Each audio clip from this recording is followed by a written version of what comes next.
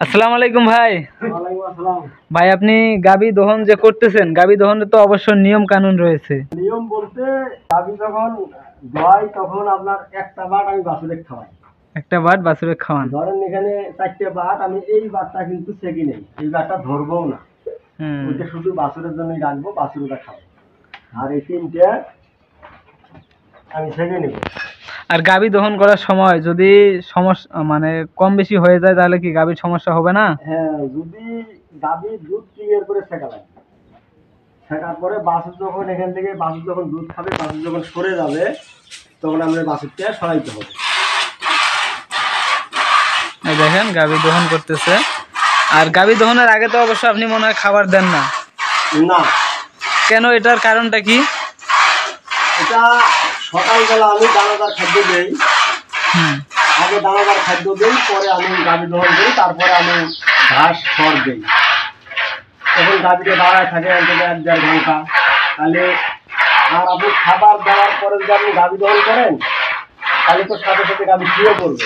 গাবি দাঁড়িয়ে থাকার কি গুণ আছে বা শুয়ে থাকলে কি সমস্যা হতে পারে? আপনার এই গাভীটা আমি দহন করলাম, করার পরে যে ফুটোটা আছে, হ্যাঁ। ওই ফুটোটা তো ক্লিয়ার থাকে। হুম। শোয়ার সাথে হয়তো আপনার জীবাণু প্রবেশ করলো,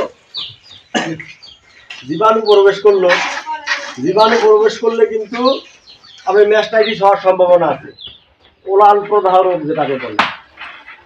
আর আপনি যখন গাড়িটিকে দাঁড়ায় থাকবে, আল্লাহ প্রদত্ত জিনিস, ও ফুটাটা বন্ধ হয়ে থাকবে, মানে কিছুক্ষণের মধ্যে খাওয়া দাওয়ার সময়ের মধ্যেই ফুটাটা বন্ধ হয়ে গেল, সমস্যা হবে না। তখন শুইলে আর কোনো সমস্যা হবে না, কারণ জীবাণু তো আর ওর ভিতর দিয়ে প্রবেশ করতে পারবে না। এই জন্য। আর বিকেলে আমি দানাদার খাদ্যও দিই নাই, ঠিক ভুসি দিই নাই।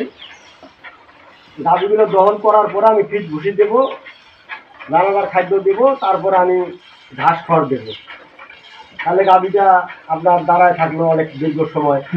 খাওয়া দাওয়া শেষ হলে আবার খাবারটাকে সুন্দর পরিষ্কার করে রাখলে তখন আর গাভীটা আপনার আরাম করে শুবে, তখন আর কোনো সমস্যা হবে না। না না। এই দেখেন, এইভাবে অবশ্য গাভী দহন করতে হবে, কারণ অনেকেই বর্তমানে গাভী দহন করতেই ভুলগুলো করতেছে। করার কারণে দেখা যায় যে এই যে ফ্রিজিয়ান গাভীগুলো, এগুলো যদি উলানের সমস্যা হয়ে যায়, যদি ম্যাস্টাইটিসে আক্রান্ত হয়, তাহলে কিন্তু সেই গাভীটায় একবারেই দাম শেষ। কারণ 2-2.5 লক্ষ টাকা দামের একটা গাভী যদি উলানের সমস্যা হয়, সেই গাভী কি কেউ কি ভাই নেবে আরো? আমার খামারে ম্যাস্টাইটিস নাই বললেই চলে। আমার খামার, আমি খামার করে থেকে আমার তেমন ম্যাস্টাইটিস আমার আক্রমণ করে নাই। আল্লাহর রহমতে, মানুষের দোয়ায়, আল্লাহর রহমতে আমার খামারে রোগ বালাইও কম, খুবই কম। অনেক দীর্ঘদিন থেকে গরু লালন পালন করতেছি, খামারে রোগ বালাই খুবই কম। ম্যাস্টাইটিস হলে খামারিরা বুঝবে কিভাবে যে তার গাভীটার ম্যাস্টাইটিস হয়েছে?